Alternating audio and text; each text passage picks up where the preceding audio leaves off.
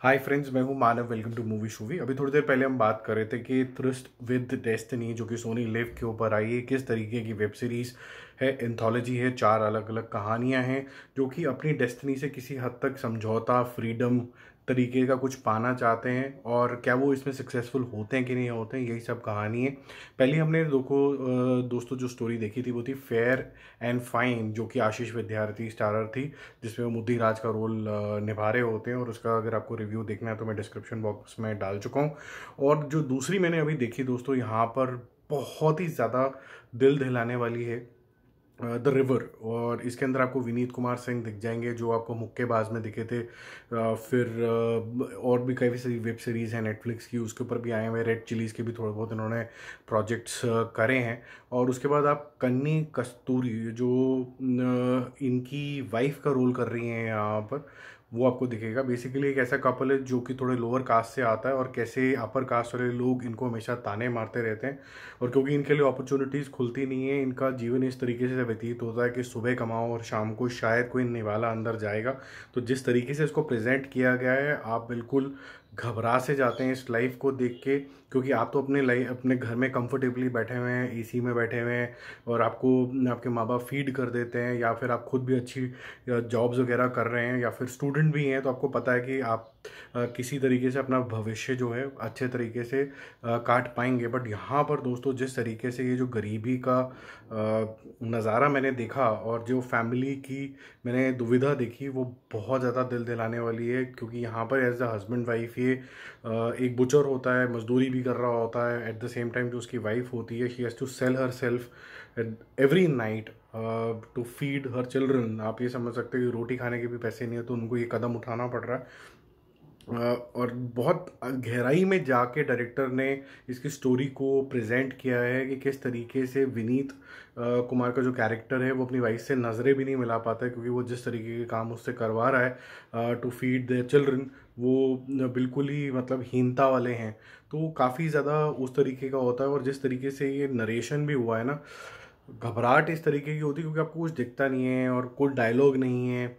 आपको पता है कि कोई शायद एवरी नाइट जो भी लोग आते हैं कन्नी कस्तूरी के रोल के, जो उन्होंने थोड़ा सा रात को प्रोस्टिट्यूट वाला रोल निभाया है, वो सिर्फ मोटरसाइकिल्स की वॉइसेस आती हैं, आपको पता चल गया कि कुछ लोग आ चुके हैं। तो उस तरीके से इसको प्रेजेंट किया गया, जो खौफनाक तरीके का मंजर होता है, कभी कभी चोट के निशान भी होते हैं कन्नी कसरूती के, वो आपको ना थोड़ा सा हिला से देते हैं कि आपको होता है कि यार ह्यूमंस और एनिमल्स में तो कोई फ़र्क ही नहीं है। मतलब हमने ही ये बाउंड्रीज कास्ट सिस्टम्स वगैरह बनाए हैं।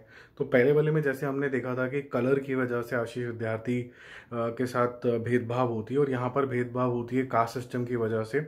और ऐसे दिखाया जाता है कि ये नीचे जात के लोग हैं तो इनको सप्रेस्ड ही रखो, और सप्रेशन का मतलब है कि अपॉर्चुनिटी भी नहीं मिलेगी, पैसे भी पूरी कॉम्पनसेशन नहीं मिलेगी।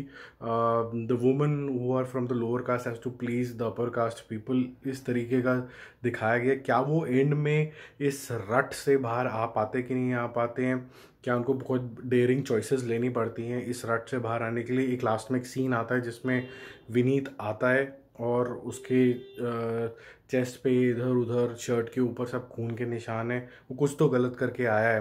And the family flees with the children, of course वो अपना फिर हटवट जला के चले जाते हैं। They want to start a fresh now. और यही दिखाया गया है कि शायद अब वो अपनी डेस्टिनी खुद लिखेंगे, शायद इस पॉइंट पे छोड़ा गया है। आगे क्या होता है वो अपने इंटरप्रिटेशंस के ऊपर छोड़ दिया गया है। बट जिस तरीके से हट को जला दिया गया है, जिस तरीके से जो रिवर का एक सीन आता है, वो एक नई हल्की सी होप देता है इस फैमिली को to be together, to see some good moments together. Otherwise वही रट चलते जा रही है कि दिन रात सिर्फ एक निवाला खाने के लिए आदमी को मजदूरी करनी पड़ रही है, वो जो बुचर वाले रोल हैं उसको वो करने पड़ रही है, woman has to sleep around with upper caste people, वही सब होता है।